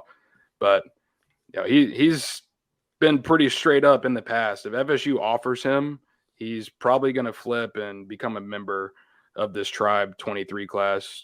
An FSU fan growing up, they've been monitoring some off-field stuff, some academic stuff, and it seems like everything is progressing the right way so far, but Florida State has yet to go all in. If they do, that's one I'd watch out for. And, I can't really give out a name yet, but there's a major top 50 visitor from the 23 class that is expected to be at Florida State this weekend. We'll see if it transpires. Whoa, you're going to do it to us like that, huh?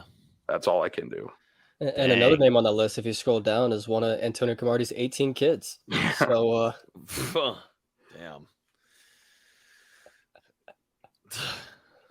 Hey, Cromartie gets it done. Antonio Cromartie Jr., 2025 prospect. Antonio Cromartie Jr. Let's get it, baby. But yeah, big weekend ahead. So we'll keep an eye on some of those guys on the sidelines this upcoming weekend. Let's jump into some score predictions, guys, so we can end off this. But before we end off everything, we got to go into some ACC tip-off with VZ. I think I went first last week. It's me this week. I think it's up to VZ and his non-ukulele. Yeah, no ukuleles this year. Damn. It was a big investment last year. I don't want to $7 was it? It was 10. All right. Big investment. Okay, God, he really said 10. He really had to do that. 10. Oh my God. Big investment. I was feeling good last year. I don't know why. I just felt good going into that game last year. Isn't it crazy that you were feeling good about that then, and then you see this team now? Is it because of Clemson being? I think Florida State's facing a better Clemson team than they did last year. Yeah, Clemson's much better this year, especially on that defensive front. They're just so good. Mm-hmm. And that's Florida State's done a really good job running the ball this year. And we're expecting Trayshawn Moore not to play. I don't know how much we'll see out of that running unit. And if they can't get that going, how much can Florida State really attack deep down the field? They should against this Clemson secondary. but I don't know how much we'll see it. As I mentioned earlier, Clemson's getting healthy at the right time. Florida State's just keeps getting more and more banged up as the weeks go by. I think Florida State will keep it competitive just because the energy in Doak Campbell Stadium is going to be electric. I wish I was down there for this game. But Clemson's going to end up winning. I've got it 23-17 for the Tigers. That's a close game. Yeah. It's a close one there. I like it. I like that pick. I wish you could come down here with us, VZ. It'd be fun. Do you need a PJ? You need a private jet? It would be nice, but you know. Alfred, give that man a Delta. Alfred, I need a PJ for VZ. I don't know if you know. Listen, who he I is, don't but he give a does damn about basketball Dalvin coverage Cook. Give for me my us. private jet. We'll give you a Spirit Airlines. I love you, Dalvin. I'm kidding. Domestic ticket. Yeah, Spirit Airlines. I'm on hold. If it's Spirit, that seat's going empty. Plane has half a wing. Yeah. Oh, damn. VZ's high class over here. I gotta be American, you know. Damn. Gotta be American. Can't be a European. No, just give me American Airlines. We'll be good. American Airlines on the aisle. That's my seat. You like a good aisle? Yeah, I do like having my leg out there on the aisle. Yeah, stretch, especially when you had two hip surgeries, you kind of have to like stretch out a little bit. Yeah, I was gonna say because me specifically, I'm really tall, so okay, all right. You would have to put my leg out there. Seat, you know, you want me in the middle? You're short and skinny. You'd fit in there perfect. Where's Dustin sitting at? Because that's really he's got to keep an eye out. No, he's got the exit row aisle. If you know what I'm saying. That's what I'm saying. I'll pay the extra fee. I need the leg room. Damn. Yeah, no, I don't know, but yeah, I guess we gotta get Visa the PJ. Someone at Alfred, please get Alfred on that ASAP. Yeah, make sure y'all dropping your score predictions in here too. Make sure you drop your score predictions. D-Lou, what do you got for this weekend? So you told me during practice. I'm going to see if it stays the same though. Yep. Oh yeah, you said I won't say it because it will give it away. He said after the first practice, he's like, "Oh, I got blank, blank, blank."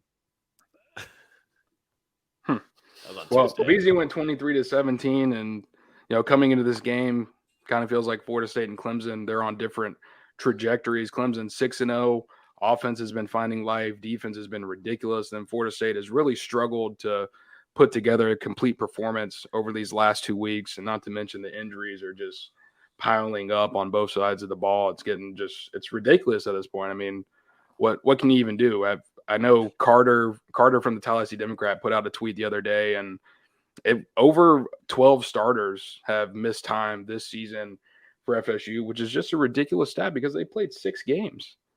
But so Clemson, the defense, especially running the rushing defense against Florida State's running attack, I'm kind of concerned with Florida State's offensive line there. Clemson has a lot of talent, not only on the defensive line that we've talked about, but also linebackers.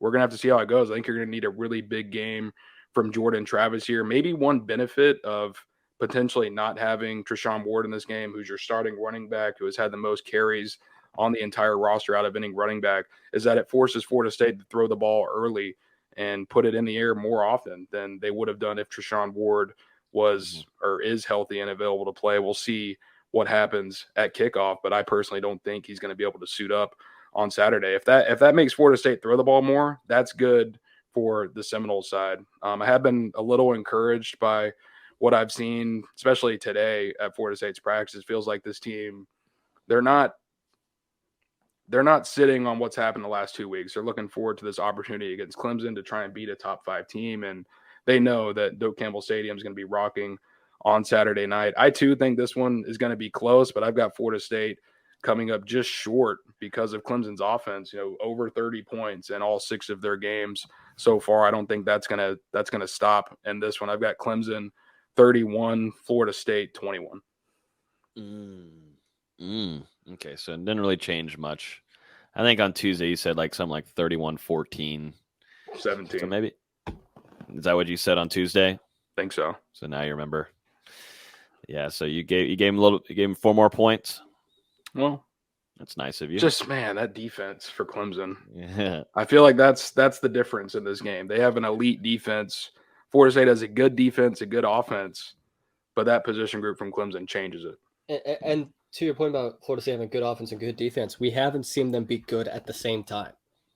Or play the defense was amazing against NC State, and the offense was dog crap in the second half. And then you look at the Boston College doesn't really count. But like, I've yet to see these two play cohesively. I've yet to see both great offense and great defense at the same time. And play a full 4 quarters. Yeah.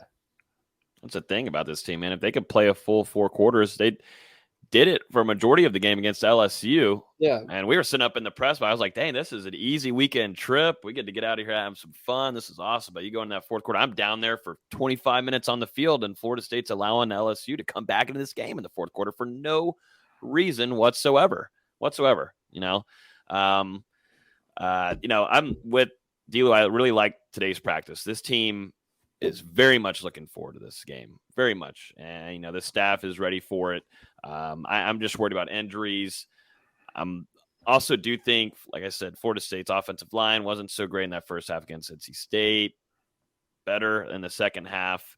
It's just going to be not much of a different animal. This is a talented group coming in. I like that Florida State is at home. I think that helps quite a bit. It's going to be rowdy and doke, as it usually is when Clemson comes in here. Definitely when Dabo Swinney's there on the field, there will be some loud boos. The energy is going to be great, and Tallahassee is going to bring it. But I really am starting to think, man, Florida State is hurting and losing out on Fabian Lovett. And we'll see if we get him back later in the season. But damn. You know, when Robert Cooper is by himself and, you know you have Malcolm Ray, you'll have Farmer on the side, Jarrett Jackson there too. It was crazy how much those two fed off of one of the other guys. I mean, you know, Fabian Lovett was a menace. And so, I've been kind of iffy on this one, but nothing's really changed from my gut like I was against that NC State game. I think Florida State sadly loses this game and goes on an 0-3 streak. I've got 27-17. Florida State's going to score the same amount as they did last weekend. Just not – I don't know. And I don't know if it's with Mike Norvell and the play calling and such, but I'm really amazed by how Florida State doesn't know how to put away games. And I don't know if that's just, you have that one, it's a 3-year thing where you learn how to win the compete, but you lose the big games, then you compete, you lose by little, then you win the big ones or whatever that bullshit is, whatever that goddamn. That's Bobby Bowden's mantra. that thing there. Lose big, lose small. When do you what year do you learn to put away games? And I don't think it's gonna be that type of game, anyways. But if Florida State has a chance, like Brad said, DJ and that offense, they have a slow start to games. And we've seen Florida State's defense step up in games, and we've seen it with Adam Fuller, but I don't know if it's going to be able to go for a full 4 quarters. So they're going to have to rely on Jordan Travis and taking those explosive shots. They can, and Clemson is suspect of that, so that's why I'm not really saying FSU can win this game, but I think it's going to be a 10-point difference there. And also to know how much is the ACC going to want to protect their one good team. Yeah, with the refs. Yeah, Florida State versus the refs again. Will there be a holding? How many holding calls will be missed in this game? Should we set the over-under at 1.5? I'll take the under. Yeah. I think, they're going to miss. They're going to miss a lot. Last 2 games have been ridiculous. Florida State against Wake Forest and North Carolina State, 21 total penalties for 196 yards. So 10.5 penalties for 98 yards a game against their last 2 ranked opponents. And you look at Clemson, only 6 penalties for just over 60 yards on average through the first half of the season. So that could be an underrated thing that plagues Florida State. I mean, man, they only had, I think it was 25 total penalties in the first 4 games of the season, and then it's just really racked up over the last couple of weeks. Those were 4 games. They were really disciplined, really sound. Even the penalties they were committing were, iffy at best, especially going back to that LSU game. And then this complete flip of the switch last 2 weeks, penalty-wise. Mm-hmm. Like Carol said, I hope we're wrong. I wish I was wrong last week, too. I wish I really was. I was so close to being right last week. I'll be honest, I nailed it, guys. You're close. You were. I was pulling for you, Austin. I was like, dang, VZ's got us this week. I was so close. If Malik McClain catches that ball. My score prediction with the season, man. Mine last week was 21-17 NC State, and it was 19-17. So I mean, that's as close as they can get right there. And I've been pleased too. I mean, I thought Leonard Warner had a good game last week, but he's definitely hit his ceiling and the limit there. But I've been pleased with Florida State trotting out these second team guys and them going out there and producing well. And that's something Florida State has done a really good job on the coaching side of things. That's something worth noting, which we'll talk about after the season. A lot of good coaching and developments that we've seen from some of these younger players, which gives you such good optimism going into next season in 2023. So we'll see. Keep an eye on Ja'Kai Douglas, man. I feel like he's been ready to rock for a little while now. So look for number 0 on offense. Let's jump into some ACC tip-off real quick. VZ, you were in attendance for that. We'll do it to end off the podcast. You got to hear from Leonard Hamilton. You were there with him, your guy. Also, Caleb Mills, Matthew Cleveland, the young stud. How'd everything go today? What was your kind of feel coming out of that? How does this feel like a confident team like we've heard in years past? So I was talking with someone, a couple hours ago, just, we're spitting notes at each other. And he goes, this is the most bullish I've heard Coach Ham about a team in a long time in the preseason. And I'm like, yeah, you're right. And one of the first things he said is we really like this team. We really like their confidence, their commitment to work. And he just kept going on. I think people are going to be surprised about Naheem McLeod. I expect great things out of Cameron Corn, the freshman out of Dallas. He just kept saying such great things about these players. And, I think the Canada trip really helped them with that. Bring these new guys along. He said the new guys are a lot further along than they expected them to be. Because that was the big problem with last year was it took forever for the new guys to get used to the system. And if these new guys are, integrating quickly and gelling and getting that chemistry right, the schedule gets off to a very fast start. You play at UCF the first week, then you're at home against Florida the next week. So the schedule gets going quick, and these guys are going to have to play together very, very quickly. But I was very surprised at how confident Hamilton was. You very rarely see him that confident. And even Matthew Cleveland had some confidence to him that, he said it last year. He's like, I wasn't very confident last year, just going in and out of games, not knowing what to expect. He looks like he had a little bit more swagger to him, a little bit more confidence in his step. Caleb Mills looks like he's put on some weight, which we knew he needed. He was very light last year. He's definitely added some weight this offseason. It was a good time, honestly. It was good seeing everybody. Coach Ham said what's up to me a few times. It was great seeing Chuck Walsh, Ryan, their creative director guy. It's a good time. Creative director guy. Hey, Ryan's a good guy. Ryan's a great guy. We saw him on a rest stop heading to Louisiana, actually. That was really random, but yeah, he does great work over there. There's a question on here, VZ from Michael asking, is this the first time in a while that all 5 starters are projected are not first-year players? McLeod, Mills, Fletcher, Worley, Cleveland. No, not at all. Florida State's the way Leonard Hamilton is the most experienced guys are going to play for. They're at least going to start, and then whoever ends the game. But I mean, even going back to the national championship or what should have been the national championship team. No, dang, call it now. Yeah. Screw COVID. But that team was Trent Forrest, MJ Walker, Devin Vassell, Turk, and Olenechuk, all guys that were veteran players. Obviously, that was Olenechuk's first year in the system, but he's still a veteran player. And, this year's no different. Mm-hmm. It's a weird team. I've alluded to it before, you only have 5 guys that are returning, and none of them had been playing at FSU for longer than a season. Caleb Mills has been there for a season and a half because he sat out that half of the year after he transferred from Houston. But no one's played longer than a season. It's crazy. And I was talking with Mills about that today. He's like, that's kind of the way college basketball goes these days. And now I'm having to find that I got to be more of a vocal leader than just leading by example. What did Leonard Hamilton or any other players, some of his teammates, talk about Baba Miller, a guy that I'm really excited to see play this upcoming season for Coach Ham? Baba. Oh my God. So I asked Coach Hamilton about Miller in the breakout interviews room, which is kind of separate from the main stage press conference. And he goes, most of these first year players, take a little bit of time to adjust. It's just the way first year players are. And the next thing he says is he hasn't had to adjust much. He's been very smooth. Granted, he's only practiced 5 or 6 times because he was dealing with a hip flexor injury. but he's 100% healthy now, and apparently he's looking pretty solid. I think it's going to take him a little bit to get up to speed. You kind of see a little bit the European games are played a little bit slower. I think it's going to take him a little bit to get up to speed for college basketball and the way Florida State likes to run and especially play defense. But he's going to be an exceptional player, I think.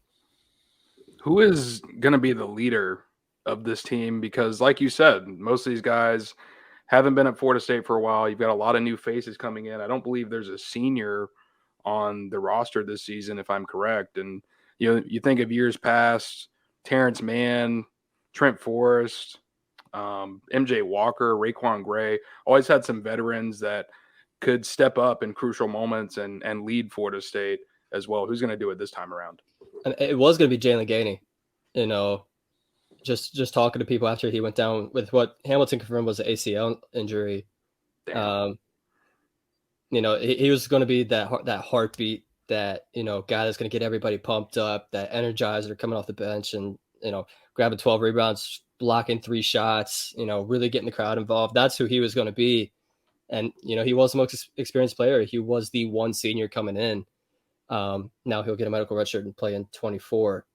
Now it's going to come down to Caleb Mills, who is a very experienced player, was AAC freshman of the year at Houston. I've heard a lot of great things about Jalen Worley and how vocal he's been this offseason.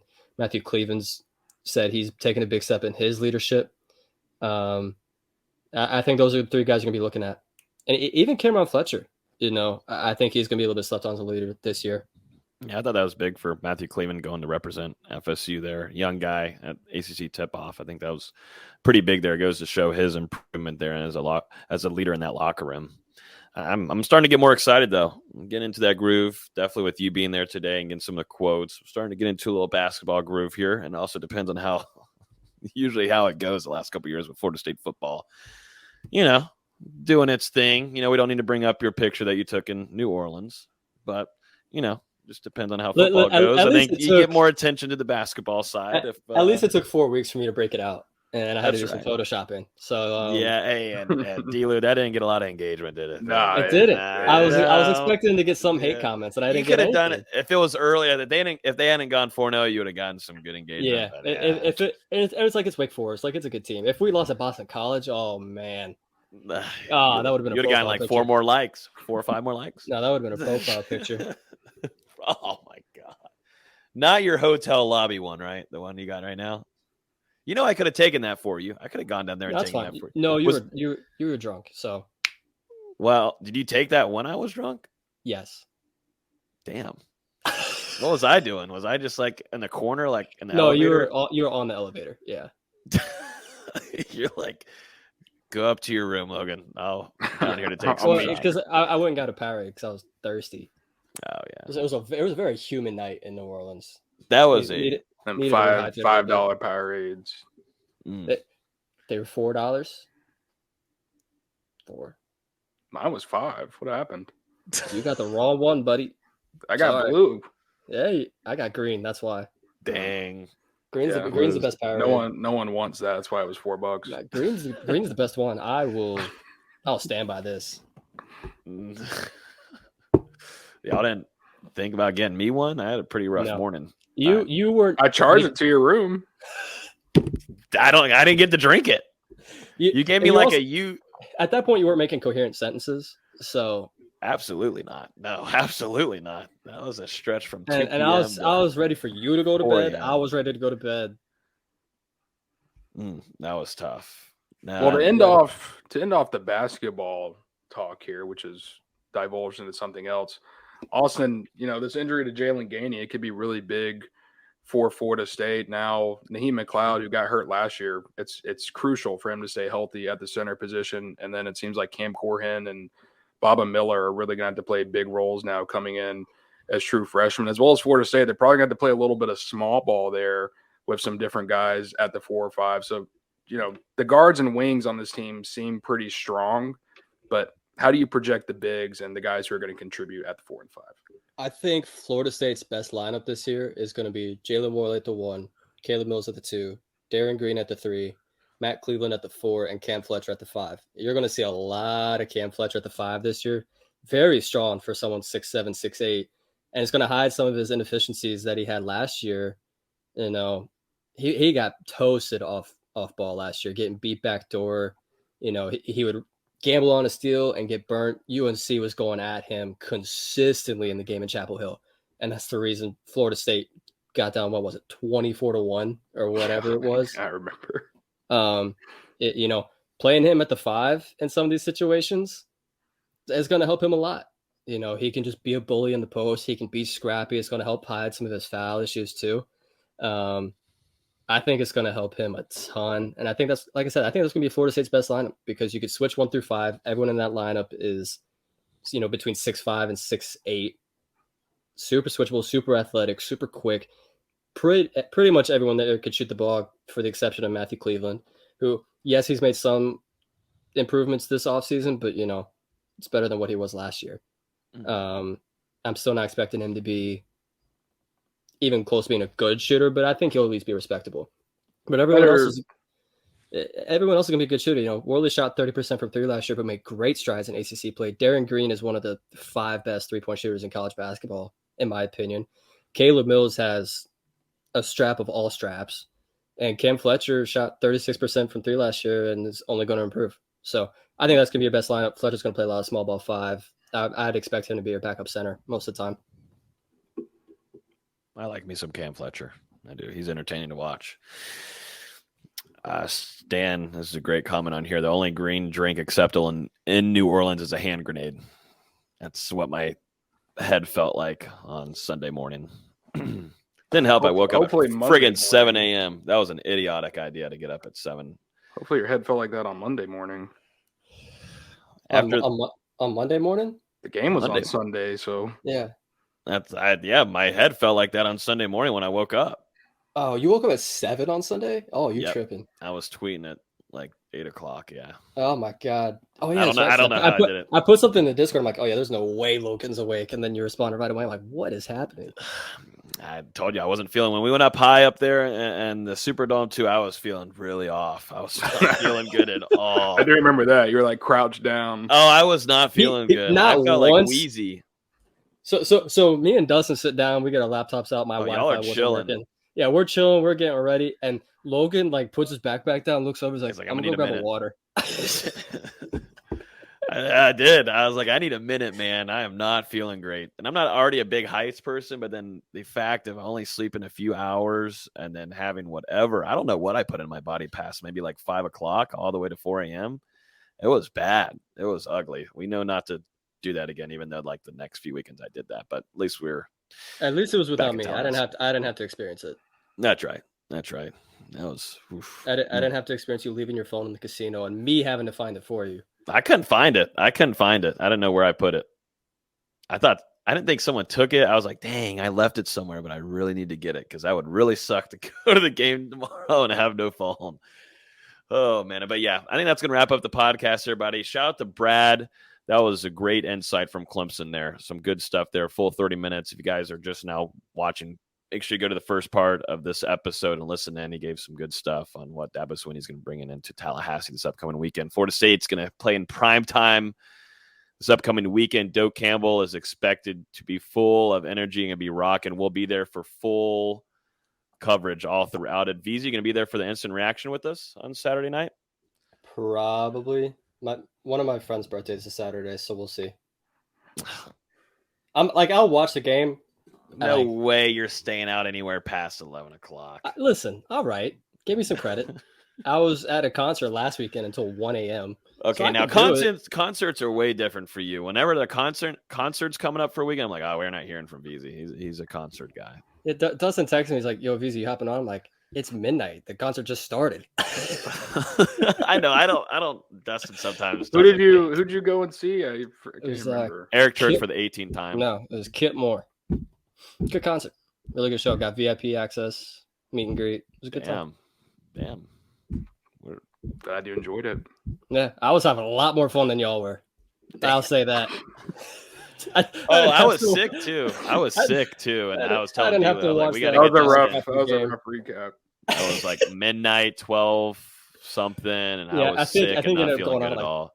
I think it ended up going on at 12:30, and I'm like, yeah, I'm good. I'm sure. Yeah, exactly. Yeah, but hey, we'll make sure to send you that stream link, buddy. This will be another 12:30, but hey, maybe it'll be good or not. You can send it. I may not be in it, but you can send it. I'm gonna start sending to some of our comments people in here and get their takes. But yeah, we'll be down there for our instant reaction right after the game, late afterwards when Florida State takes on Clemson. So we'll be inside dope giving you guys that. As always, you can listen to podcasts on iTunes, Google Play, Spotify, YouTube. Hit that like button before you jump off of Facebook and YouTube. We definitely appreciate it. And we will talk to you guys on Saturday night. Enjoy the game. Safe travels to Tallahassee. And yeah, see you guys. Not the same word. 17.5, same color t-shirt. Mama told me not the same word. 17.5, same color t-shirt. Mama told me not the same word. 17.5, same color t-shirt. Mama told me not the same